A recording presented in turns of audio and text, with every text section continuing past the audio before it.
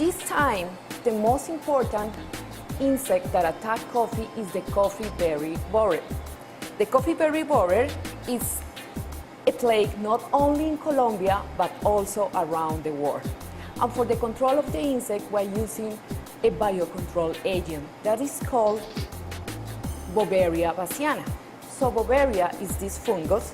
So we are trying to control the insect, applying this biological control instead of insecticides, because we consider that it's much more friendly alternative for the control of the insect.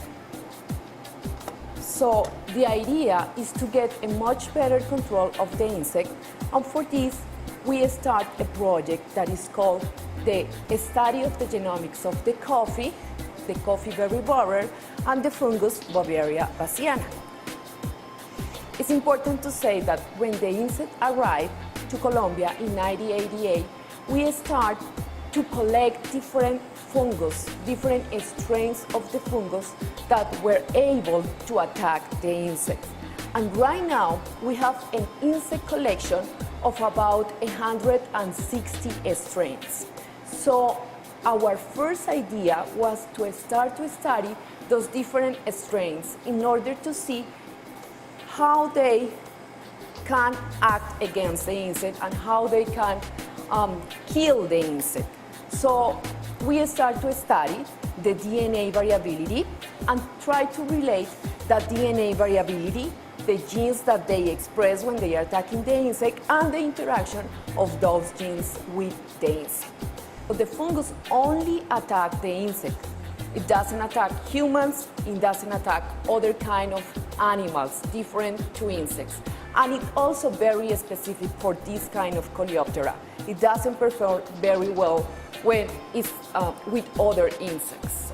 It's important to know that this fungus doesn't affect the plant.